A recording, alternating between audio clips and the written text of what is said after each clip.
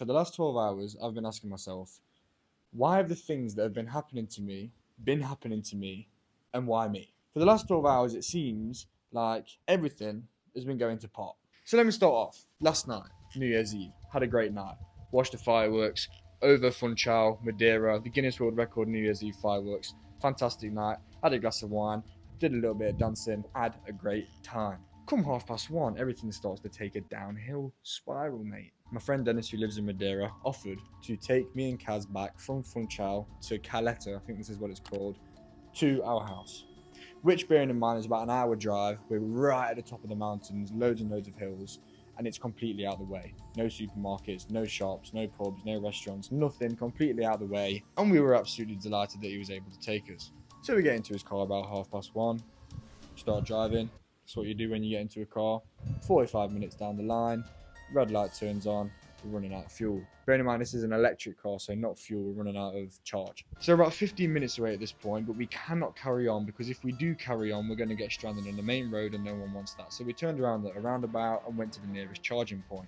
Charged up the car for about half an hour. Thought that's going to be enough, we're only 15 minutes away. Got back in the car, drove towards the address, got to the address, turns out it was the wrong address, turns out we're in the complete wrong place, and turns out we're on the complete other side of the island, about half an hour away from where we actually are. Now we're in a mess, because we're now not only 15-20 minutes away from the nearest charging point, which we now can't get to because we have no charge, but we're also about half an hour away from our actual house, and it's about 3 in the morning. To top it all off, we're all freezing cold, there's no one to be seen, there's barely any houses in sight, no shops, no petrol stations, absolutely nothing, we're absolutely nowhere, there's no Bolts, there's no Ubers, one of our phones is dead, and we're in a bit of a pickle, mate. But good job, we all have our thinking caps on, and we decide to get out of the car and go and search for a solution. So we all split up, a bit like an action film. Kaz went this way, Dennis went this way, I went this way. Next thing you know, Kaz is shouting, yo, just found some electricity, found a manger. I'm thinking, what is going on? What do you mean she's found a manger?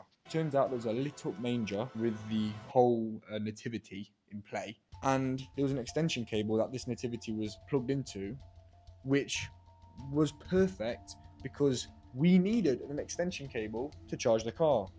It doesn't just have to be charged at a charging station. You can also charge it just in a normal charging plug socket. It just takes a longer time to do. We was all thinking, wow, yes, it's about 4 in the morning at this point. Finally, we're going to charge this for about an hour or so and then head home.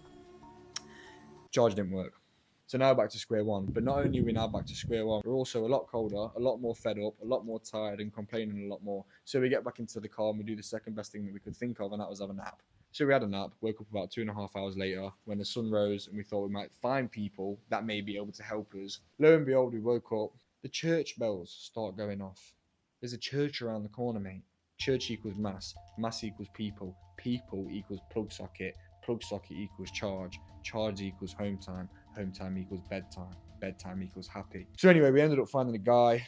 The guy's house was about 500 meters away, which was perfect because we only had about 500 meters left of charge. We went to his house, plugged it in, and then that was that. So what's the whole point of this story? What is the point of this story? Well, I'm going to get to the point of the story because although everything was going wrong, although what should have took us about an hour drive took us a 13-hour journey in the end, and although we were tired, cold, and a bit worried at times, there's a silver lining in all of this.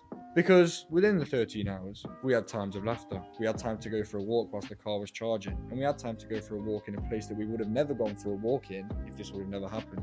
We then went into a souvenir shop and saw a woman. And we went in, bought something, and we made a day. We would have never been able to do that if this would have never happened. But we then went and had a coffee, spoke about life, had a great time. And then a cat came up to us, enjoyed our company, and also listened to us speaking about life. None of that would have happened if the things that had happened hadn't have happened. Also, we found a supermarket, which was fantastic because me and Kaz have no food in the house and we're so far away from any shop and we don't have a car, and so now we have food for a week. As well as this, the guy that was letting us use his electrics to charge our car actually turned out to be a really awesome dude. He is a writer, an author, a paramedic, a business owner, and he owns a restaurant about half an hour away that he wants us to go to and have a meal there. And so I got his WhatsApp number.